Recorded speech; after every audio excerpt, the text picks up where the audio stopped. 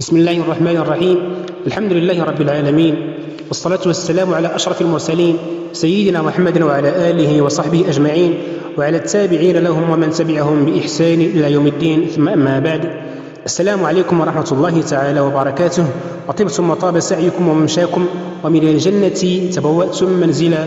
أسأل الله العلي القدير الذي جمعنا في هذه الساعة المباركة اللي جمعنا هكذا يوم القيامة في ظل عرشه يوم لا ظل إلا ظله، إنه ولي ذلك والقادر عليه. أيها الأحباب الكرام، في هذه الحلقة المباركة بفضل من الله وتوفيقه سنتحدث عن محطة من محطات سيرة النبي صلى الله عليه وسلم، وعن حدث عظيم من أعظم الأحداث التي مرت في حياة النبي صلى الله عليه وسلم، وهي حديثة الإفك أو قصة الإفك. وهذه الحادثة وقعت في أحد غزوات النبي صلى الله عليه وسلم، وهي غزوة بني المصطلق أو غزوة المريسع. وكانت هذه الغزوة في شعبان سنة 6 من الهجرة على أصح الأقوال.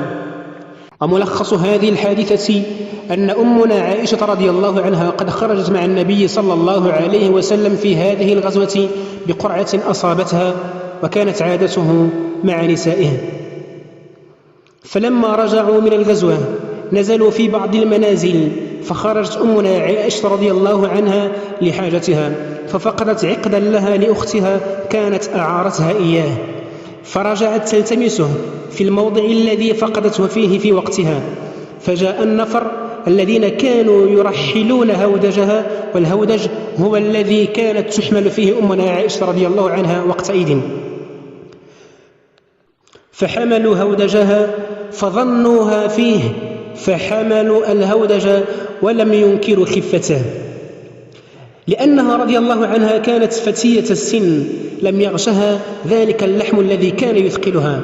وأيضا فإن النفر لما تساعدوا في حمل الهودج لم ينكروا خفته، ولو كان الذي حمله واحدا أو اثنين لم يخف عليهما الحال. فرجعت أمنا عائشة رضي الله عنها إلى منازلهم وقد أصابت العقد، فإذا ليس به داع ولا مجيب، فقعدت في المنزل وظنت أنهم سيفقدونها فيرجعون في طلبها، والله غالب على أمره يدبر الأمر فوق عرشه كما يشاء. فغلبتها عيناها فنامت، فلم تستيقظ إلا بقول صفوان بن المعطل: إنا لله وإنا إليه راجعون، زوجة رسول الله. وكان صفوان قد عرس في أخريات الجيش لأنه كان كثير النوم. فلما رآها عرفها، وكان يراها قبل نزول الحجاب، فاسترجع وأناخ راحلته فقربها إليها فركبتها، وما كلمها كلمة واحدة ولم تسمع منه إلا استرجاعه، أي قوله: إنا لله وإنا إليه راجعون، زوجة رسول الله. ثم سار بها يقودها حتى قادم بها الجيش. وقد نزل الجيش في نحر الظهيرة، فلما رأى ذلك الناس تكلم كل منهم بشاكلته وما يليق به، ووجد الخبيث عدو الله عبد الله بن أبي بن سلول، فتنفس من كرب النفاق والحسد الذي بين ضلوعه، فجعل يستحكي الإفك ويستوشيه ويشيعه ويذيعه ويجمعه ويفرقه، وكان أصحابه يتقربون به إليه. فلما قدموا المدينة أفاض أهل الإفك في الحديث، ورسول الله صلى الله عليه وسلم ساكت لا يتكلم. ثم استشار النبي صلى الله عليه وسلم أصحابه في شأن أمنا عائشة لما استلبث الوحي طويلا،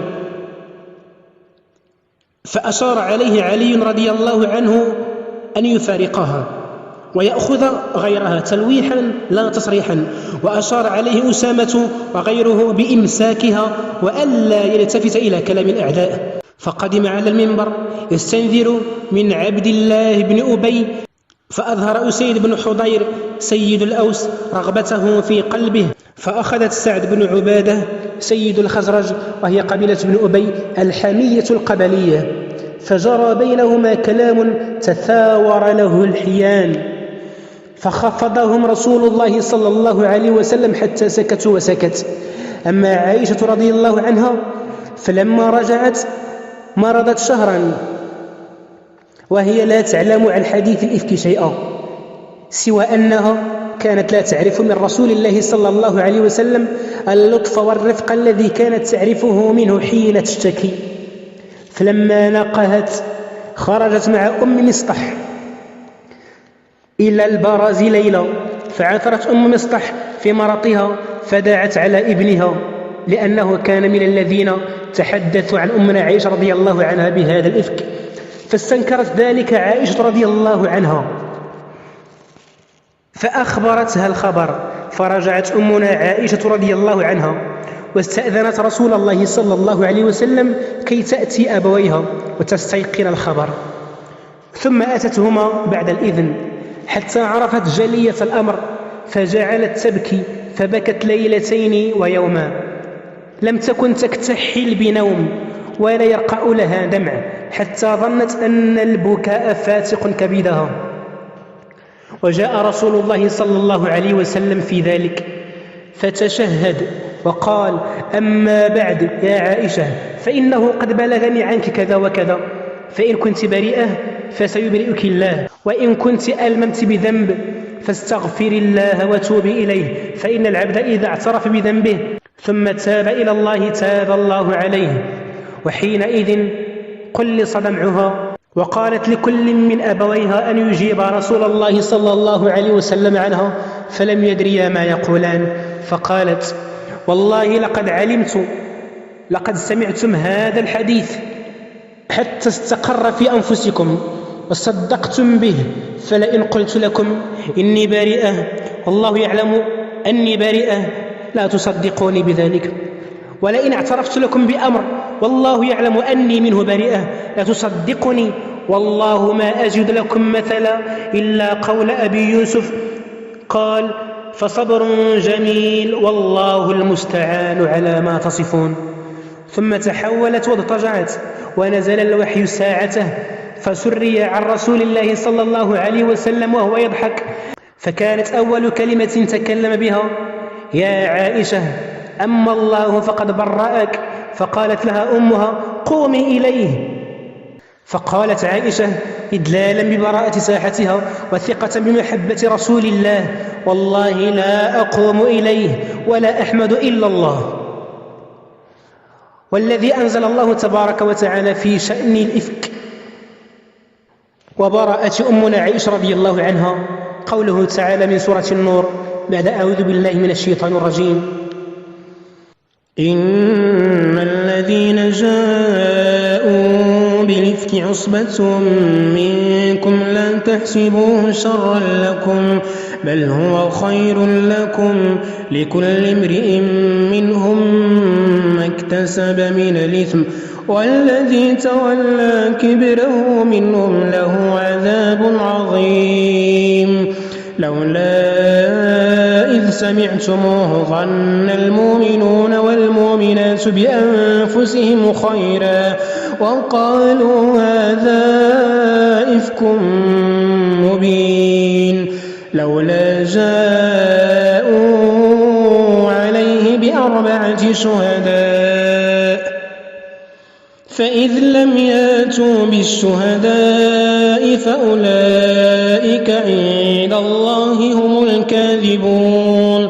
ولولا فضل الله عليكم ورحمته في الدنيا والآخرة لمسكم فيما أفضتم فيه عذاب عظيم، إذ تلقونه بألسنتكم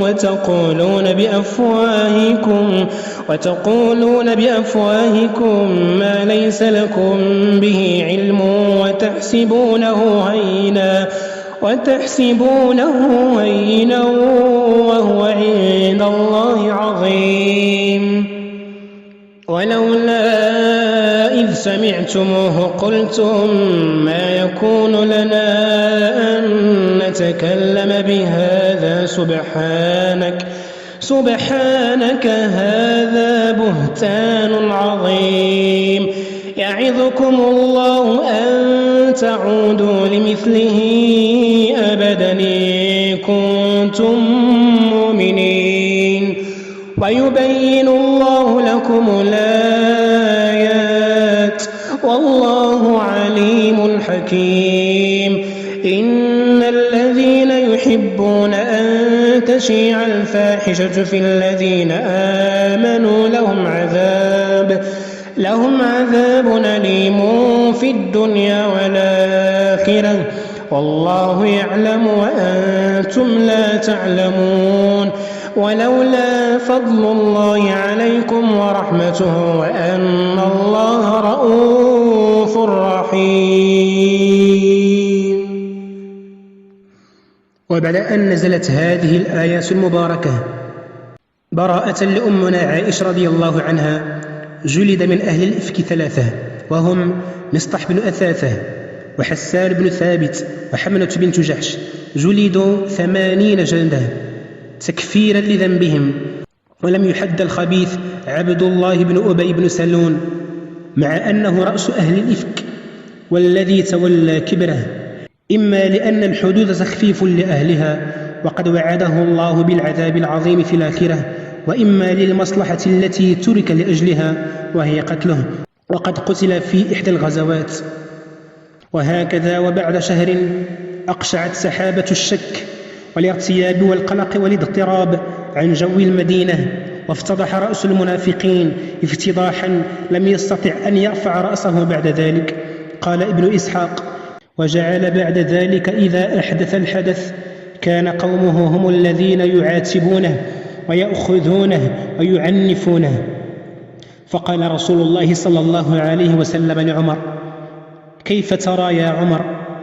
أما والله لو قتلته يوم قلت لي اقتله لأرعدت له أنف، ولو أمرتني اليوم بقتله لقتلته.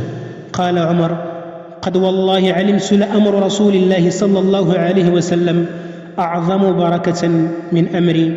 وإلى هنا نكون قد وصلنا إلى نهاية هذه الحلقة المباركة. أستودعكم الله الذي لا تضيع ودائعه، والسلام عليكم ورحمة الله تعالى وبركاته.